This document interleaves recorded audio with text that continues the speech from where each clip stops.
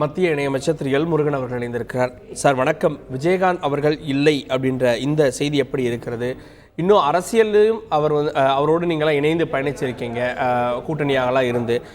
உங்களுடைய இரங்கல் செய்தி என்ன சார்? கேப்டன் விஜயகாந்த் நம்மளிடத்துல இல்லை என்பதை ஏற்றுக்கொள்ள மனம் மறுக்கிறது.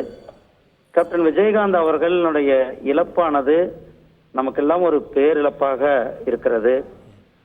கேப்டன் விஜயகாந்த் அவர்கள் ஒரு அரசியல் தலைவராக மட்டும் இல்லாமல் ஒரு சிறந்த சமூக நலவாதியாக இருந்தவர்.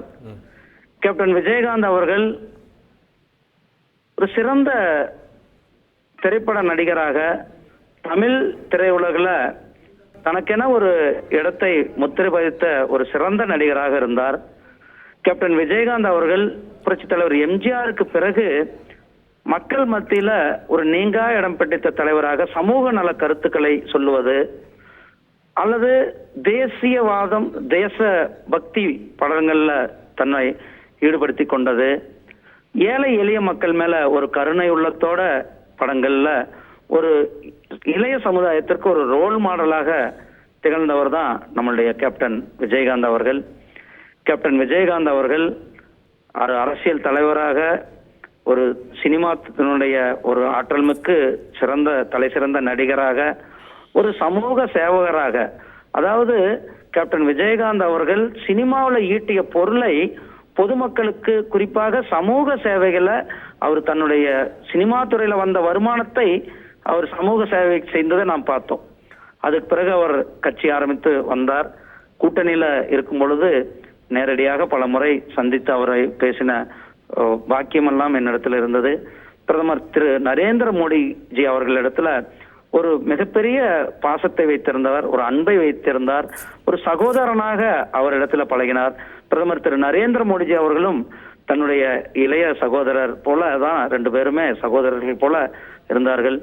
பிரதமர் திரு நரேந்திர மோடிஜி அவர்கள் பதவியேற்பு நிகழ்ச்சியில விஜயகாந்த் அவர்களை கட்டி தழுவி தன்னுடைய அன்பை வெளிப்படுத்தியது.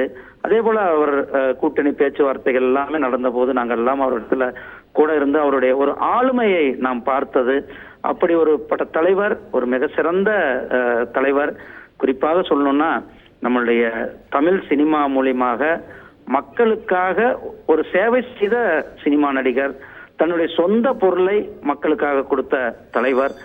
அப்படிப்பட்ட தலைவர் அவருடைய இழப்பு நமக்கெல்லாம் ஒரு பெரிய பேரிழப்பு. இந்த கேப்டன் விஜயகாந்த் அவர்களுடைய குடும்பத்தினருக்கும், கேப்டன் விஜயகாந்த் அவர்களுடைய ரசிகர் மன்றத்தை சேர்ந்தவர்களுக்கும், தேமுதிகவினுடைய நிர்வாகிகளுக்கும், தொண்டர்களுக்கும், அதே போல தமிழகத்தில் இருந்து அவர் மேல ஒரு பக்தி கொண்ட பொதுமக்கள் அனைவருக்கும் என்னுடைய ஆழ்ந்த இரங்கலை பதிவு செய்ததோடு கேப்டன் விஜயகாந்த் அவர்களுடைய ஆன்மா சாந்தியடைய எல்லாம் அல்ல இறைவனை வேண்டிக் கொள்கிறேன்.